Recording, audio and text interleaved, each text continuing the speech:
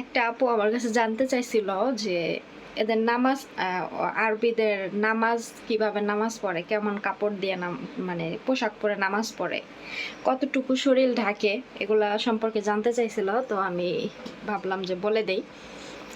কয়েকদিন আগে কমেন্টটা করছে, আমি কমেন্টটা স্ক্রিনশট দিয়ে রাখছি। যারা আমাকে মানে আমার কাছে কিছু জানতে চায়, আমি তাদের কমেন্ট করলে স্ক্রিনশট দিয়ে রেখে দেই, যাতে করে আমার মনে থাকে, পরবর্তীতে আমি রিপ্লাই দিতে পারি খুব সহজে।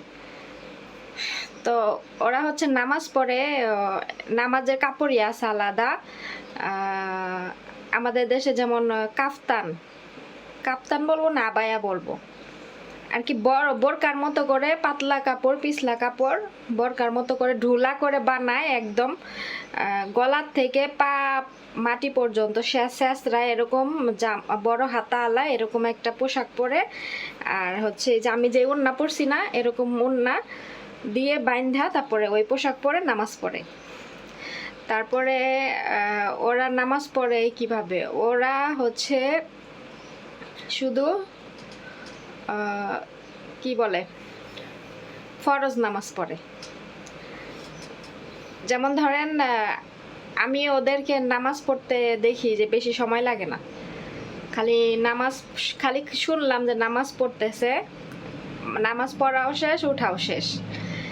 এখন কয় রাকাত করে পড়ে সেটা আমি জিজ্ঞাসা করি নাই, জানিও না, এগুলো আমি জিজ্ঞাসা করি না, কিন্তু ওরা খালি ফরজ নামাজ পড়ে। তো এই জন্যই হচ্ছে ওদের নামাজ পড়তে বেশি সময় লাগে না, ওরা সুন্নতও পড়ে না, নফলও পড়ে না, শুধু ফরজ পড়ে। এখন অন্যান্য আরবিরা কেমন আমি সেটা জানি না, তবে আমার বাসায় ম্যাডামের যে বড় মেয়ে, মেঝু মেয়ে, আমার ম্যাডাম, এগুলা হচ্ছে ওরা এই নামাজই পড়ে, ফরজ নামাজ পড়ে। তো এই জন্য ওরা নামাজ পড়তে ওদের বেশি সময় লাগে না, আর 2 রাকাত 4 রাকাত এরকম করে নামাজ পড়ে। ঠিক আছে, প্রতিটা ওয়াক্তের যে একটা ইয়ে আছে, যে রাকাত আছে, যে কয় রাকাত, ওই সব রাকাত ওরা পড়ে না, ওরা 2 রাকাত 4 রাকাত করে পড়ে। কোনো দিন 2 রাকাত পড়ে, কোনো দিন 4 রাকাত পড়ে, এরকম করে নামাজ পড়ে। ঠিক আছে, তো আশা করি বুঝতে পারছেন।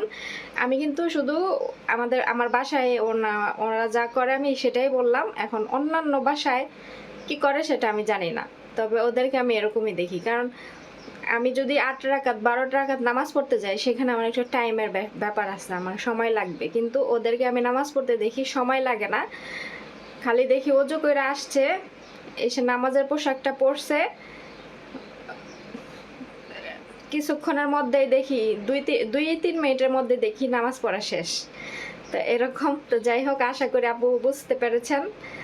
তো হচ্ছে আমি আসলে যাদের কমেন্ট দেখি যে আমাকে কোনো প্রশ্ন করছে, আমার কাছে কিছু জানতে চাইছে, তাদেরকে আমি এই যে স্ক্রিনশট দিয়ে গ্যালারিতে রেখে দেই, যাতে করে আমি ওখানে ঢুকলেই তাদের কমেন্টগুলো সামনে আসে, আর হচ্ছে আমি তাদেরকে মানে রিপ্লাই দিতে যাতে না ভুলে যাই, বুঝছেন? কারণ আপনাদের এক একটা প্রশ্ন আমার কাছে অনেক বেশি মূল্যবান মনে হয়। এই জন্য আমি চাই না যে কেউ আমার কাছে বিনা উত্তরে চলে যাক, আমি তাদেরকে উত্তর দেওয়ার চেষ্টা করি, ইনশাল্লাহ ভবিষ্যতেও দিব। তো সবাই ভালো থাকবেন, সুস্থ থাকবেন, আল্লাহ হাফেজ। আসসালামু আলাইকুম, কেমন আছেন সবাই? চলে আসলাম আপনাদের মাঝে আরও একটা নতুন ব্লগে। তো আজকে হচ্ছে পাঁচমিশালি ব্লগ, আমি 2-3 দিনের মানে ভিডিও একসাথে করে আপলোড দিচ্ছি। ইদানিং আলসেমির জন্য আমি একটা ভিডিও মানে একদিনে কমপ্লিট করি না, 2-3 দিন করি, তারপরে আপলোড করি। যাই হোক, আজকে আমি ওই যে সেই মাংস মাটির নিচে যে দিছিল পড়ছে খাসির মাংস, সেই মাংস আজকে আমি কিভাবে রান্না করতেছি সেটাই আপনাদের সাথে একটু শেয়ার করছি। তো এইখানে মশলা টশলা কষাইয়া মাংসগুলো হাড়ের থেকে ছুটায় খালি মাংস এই যে এখন এখানে করতেছি, কষাইতেছি। আমি এটা দিয়ে মাকবুস রান্না করব। তো একটা আপু আমাকে বলছিলেন যে এই মাংস দিয়ে শর্মা বানাইলে ভালো হয়। হ্যাঁ, শর্মা বানাইলে ভালো হয়, কিন্তু শর্মা খায় না আমার বাসায়, এই মাংস দিয়ে খায়, শুধু এই যে এইভাবে রান্না করে খায়, তাহতা রান্না করে খায়, মানে ওদের দেশে যে খাবারগুলো ওইভাবে আর কি, তরকারি তারপরে মাকবুস এইভাবে রান্না করে খায়। তো এই দেখেন আমি রান্না করছি, রান্না করার পরে এটা কিন্তু খিচুড়ি, কিন্তু ওরা এখানে এটাকে মাকবুস বলে। তো আমি মাংস আর হচ্ছে চাল মিক্স করে দেখেন রান্না করছি ঝরঝরা করে, এটা মাকবুস। তো আসলে অনেক মজা হয়েছিল। তো আমার বাসায় যখন এই ঈদের মাংসগুলো এইভাবে যখন পুড়ে নিয়ে আসে না, তখন আমি ওই যে পলি করে করে রেখে দেই। যখন রান্না করি তখন এই হাড়ের থেকে মাংসগুলো খালি ছুটায় ছুটে, আর তারপরে এইভাবে আমি এক এক সময় এক এক রান্না বান্না করি। তো আজকে রান্না করলাম মাকবুস, আরেকদিন রান্না করব হয়তো তাহতা। তো দেখেন আরবিদের খাবারের নাম কেউ শুনলে আবার হাসবেন না, ঠিক আছে? তো আমার রান্না বান্না শেষ, এখন আমি হটপটে বাইরে রাখতেছি, কারণ যেহেতু খাসির মাংস এটা ঠান্ডা হয়ে গেলে ভালো লাগবে না। প্রথমে ভাবছিলাম যে পাতিলের ভিতরে রেখে দেই, আর আমার ম্যাডাম অলরেডি বাসায় চলে আসছে, তো ভাবলাম পাতিলায় রেখে দেই, কিছুক্ষণ পরে তো খাওয়া দাওয়া করবে আর আজরাবো না। পরে আবার ভাবলাম যে না, হটপটেই রাখি, খাবারটা গরম থাকবে, খাইতে ভালো লাগবে, নইলে ঠান্ডা হয়ে গেলে এই খাসির মাংস ভালো লাগে না খাইতে। তো এই জন্য হটপটে বাড়লাম। তো নিচে একটু একটু লাইগা গেছে, ব্যাপার না, কারণ এই সিলভারের পাতিলে রান্না করলে লাইগা যাবে, এটাই স্বাভাবিক। যেহেতু আমি এটাকে দমে বসে রাখছিলাম, লাইগা যাবে এটাই স্বাভাবিক। পরে পাতিলটা আমি ভিজাইয়া রাইখা চলে গেছিলাম রুমে। তারপরে ওরা খাওয়া দাওয়া করে যখন ডাকছে তখন পাতিল চামিচ দিয়ে একটু দিছি, একদম সব উঠা গেছে, নরম হয়ে গেছে। যে আর সাথে পাতিল এখন যদি আমি ধুইতে যাইতাম তাহলে এটা ধুইতে আমার কষ্ট হইতো, বাইরে বাইরে করে গুতাগুতি করতে হইতো। যাই হোক, ভিজাইয়া রাইখা গেছিলাম, এর জন্য পরে আর সহজ হয়েছে। তো এই দেখেন আমার রান্না হয়ে গেছে মাশাআল্লাহ। তো এটা ছিল আরেক দিনের ব্লগ। সকালবেলা আমি যে ম্যাডামের স্কুলের জন্য চা বানাইতেছিলাম 2 ফ্লাক্স। মানে আমি প্রতিদিনই চা বানাই, তো ভাবলাম যে আজকে একটু শেয়ার করি। তো এখানে দুধ, যা যা প্রয়োজন, আমি যেভাবে যে কারাক শাহি বানাই, এটাকে কারাক শাহি বলে। তো কারাক শাহি যেভাবে বানাই সব কিছু আমি দেই, এলাচের গুঁড়ো সব কিছু দিয়া তারপর আমি রুমে গিয়ে শুয়েছিলাম। তারপরে কতক্ষণ শুয়ে থেকে আসছি, এসে দেখি এখন চা মানে উতরাচ্ছে আর কি। তো এটা হচ্ছে চাটা বানাই দিয়া আমি আমার কাজে লেগে পড়ছি। এই দেখেন ম্যাডামের মেয়েদের এই যে খাট আছে না, খাটের মাচাল উঠাইছি, উঠানোর পরে এই ময়লাগুলা দেখি ভিতরে। যদি খাটটা বক্স খাট দিত 4-5 দাঁটকানো, তাহলে আর ভিতরে ময়লাগুলো যাওয়ার পাইতো না, কিন্তু ওই নিচ দিয়া দিছে ফাঁকা। সামনের যে ওই দেখা যাচ্ছে ওইখানে ফাঁকা দিছে, তো এই জন্য ফয়সাল কি করে, ময়লা টয়লা ওই ফ্লোরে বসে থাকলে ও কি করে, খাওয়া দাওয়া করে ফয়সাল ওই খাটের নিচ দিয়ে ধাক্কা মেরা ফেলায়। আর ওরা তো মনে করেন যে প্রচুর অপরিষ্কার, এটা তো আপনারা জানেনই। তো ওরা যেখানে বৈশা খায় ওইখানেই ময়লা ফালায়, ময়লার ঝুড়ি দেখবেন খালি, ওইখানে কোনো ময়লা নাই। অথচ ময়লা ওদের বিছানার উপরে, ঘরের ফ্লোরে এরকম। তো এরকম ছিটা ছিটায় ফালায়, তো ফ্যানের বাতাসে ওই ফাঁকা দিয়া ঢুইকা জায়গা ভিতরে, যে প্যাকেটগুলো তো হালকা, এগুলো ভিতর দিয়ে ঢুইকা যায়। তো আমি ভাবলাম যে আমি যেহেতু দেশে চলে যাব, আর আমার ম্যাডাম আমাকে বলছে যে বিছানার সব কিছু চেঞ্জ করতে, তো ম্যাডাম এটা না বললেও আমি করতাম। আমি ভাবলাম যে আমি যাওয়ার 2-3 দিন আগে এগুলা চেঞ্জ করব না, কারণ এত আগে যদি চেঞ্জ করি তাহলে ওরা এই যে মেরুন কালারের বিছানার কমফোর্ট সেট, এটা ওরা খুব তাড়াতাড়ি নষ্ট করে ফেলবে, ময়লা করে ফেলবে, কারণ ওখানে বিছানা বসে বসে খায় যে, এর জন্য। তো পরে দেখি যে ম্যাডাম আমাকে সকালবেলায় এটা বলতেছে, গতকালকে বলছে, পরে ওই দিন আমি আর করি নাই, আজকে করতেছি। এই দেখেন এটা হচ্ছে ম্যাডামের ছোটো মেয়ের ওই যে খাট। তো ওর খাটের নিচেও এত ময়লা, মাঝখানেরটা আর ওই কোণারটা পরিষ্কার করা হয়ে গেছে, এখন এটা বাকি, এটা করলে হয়ে যাবে। তো পরিষ্কার টরিষ্কার করলাম, করার পরে বিছানায় যে কমফোর্ট সেট এগুলো বিছাচ্ছি, এগুলো বিছানো হয়ে গেলে কম্বলগুলো ভাঁজ করব, তাহলে হয়ে যাবে। তো এত সুন্দর করে ঘরটাকে পরিপাটি করে গুছায় দেই। তারপরে ওরা কি করে আসলে, এখন তো স্কুলে গেছে, স্কুল থেকে আসলে মনে করবেন যে ঘরের অবস্থা আবার যা তা করে ফেলবে। মানে অনেক অনেক অপরিষ্কার, অনেক এলোমেলো ওরা, গুছানো কোনো জিনিসই ওরা বুঝে না, আর গুছাইয়া রাখা সম্ভব না, বুঝছেন? কারণ একটা বাসায় ওরা সারাদিন ওদের রুমে থাকে, আমি তো সকালে আর বিকেলে কাজ করি গিয়া, আর সারাদিন তো আমি ওখানে থাকি না, ওরা থাকে। এখন ওরা যদি পরিপাটি হয়ে না থাকে তাহলে আমার পক্ষে সম্ভব এইগুলো পরিপাটি করে রাখা? আমি যখন কাজ করি তখন আমার মতো আমি পরিপাটি করে আমি গুছাই দিয়া যাই, পরে ওরা আবার সেই যা তা অবস্থা আবার আগের জায়গায় ফিরাইয়া নিয়ে আসে আর কি।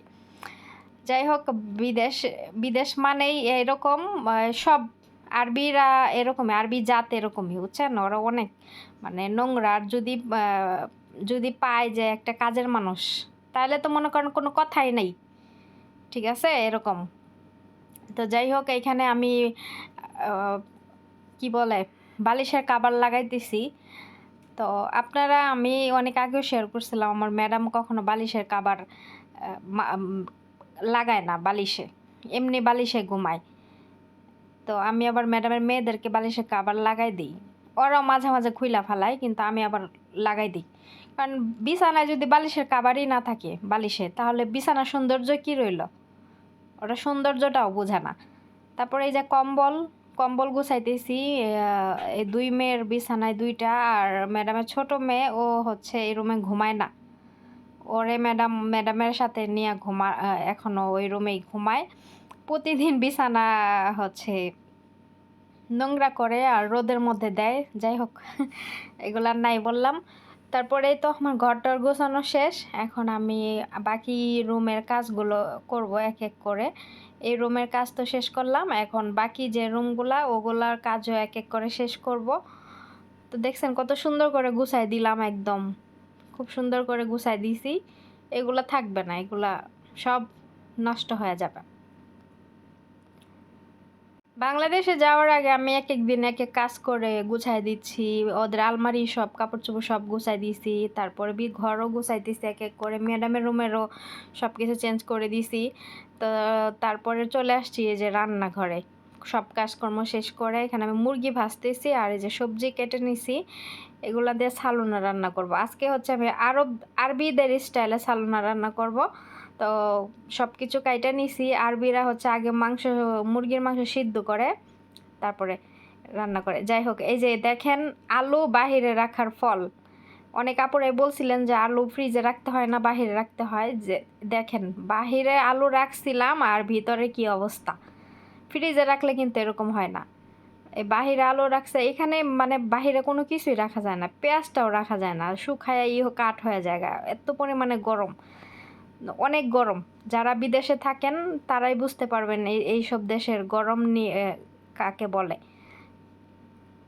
তো এখানে এই যে সবজি তারপরে মাংস এগুলো সব দিয়া সুন্দর মতো কষাইতেছিলাম। তারপরে মাংস যে সিদ্ধ করছি ওই পানিটাও কিন্তু আমি ফালাই নাই, ওই পানি দিয়ে তরকারি রান্না করতেছি, এতে করে ঘ্রাণটা ভালো হয়।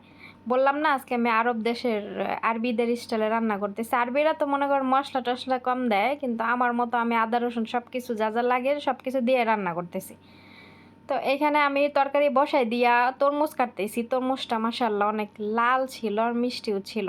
তো এই গরমের মধ্যে ফ্রিজে ঠান্ডা ঠান্ডা তরমুজ খাইতে গেলে মনে হয় কি ভিতর পর্যন্ত ঠান্ডা হয়ে যায়। তরমুজ কে কে পছন্দ করেন কমেন্ট করবেন। আর এখানে আমি খুব সিরিয়াস মোডে কাজ করতেছিলাম, আমার মুড দেখেন, মুখের দিকে তাকায় দেখেন যে আমার মুখে কোনো হাসি নাই, একদম সিরিয়াস হয়ে কাজ করতেছিলাম। তো যখন কাজ করতেছিলাম তখন মানে মুখের অবস্থা হচ্ছে আমি পরে লাস্টে যখন দেখি তখন কই কি আল্লাহ, আমি এই সিরিয়াস অবস্থায় কাজ করতেছিলাম, চেহারার অবস্থা একটু হাসি নাই, কিছু নাই। হাসি আর কত থাকবে বলেন, কারণ এই গরমে হাসি সব চলে গেছে। পরে লাস্টের দিকে আমার মনে হইলো যে একটা আপু আছে, কি হালিমা আপু আমার হাসি অনেক পছন্দ করে।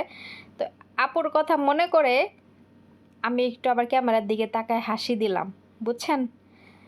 তারপরে হচ্ছে তরমুজ কাটা শেষ, এখানে আম কাটতেছিলাম। দুইটা আম, বড় বড় আম নিছি, দুইটাই যথেষ্ট, কারণ বেশি ফল কাটলে আবার খাওয়া হয় না, এজন্য কম কমই কাইটা দেই যাতে খাওয়া শেষ হয়ে যায়। আর আমার কপিলের জন্য প্রত্যেক দিন ফল রাখে আমার ম্যাডাম, কিন্তু উনি খায় না। পরে সকালবেলায় ফল সব ফালাই দিই আমি। টাকা দিয়ে জিনিস কিনলে এগুলো ফালাই দিতে কষ্ট লাগে না বলেন? আমার কষ্ট লাগে। পরে সকালবেলা এগুলো ফালাই দেই, উনি খায় না। উনি খায় কি আবিজাবি জিনিস খায়, ভালো কিছু খায় না। তো তো আমগুলাও মিষ্টি ছিল, ভালোই ছিল। ওই দিন ম্যাডামের সাথে মার্কেটে গেছিলাম, ওইখান থেকে আমার ম্যাডাম 1 কার্টন আম নিয়ে আসছে। তো আমগুলা ভালো মিষ্টি ছিল। তো কাটাকাটি শেষ, তারপর লাস্টে হচ্ছে বেদানা ফলগুলো ছুঁইলা নিব, ওইটা আমি আর দেখাই নাই, ওইটা অফ ক্যামেরায় করে নিছি। তো ভিডিওটা এখানে শেষ করতেছি। সবাই ভালো থাকবেন, আল্লাহ হাফেজ।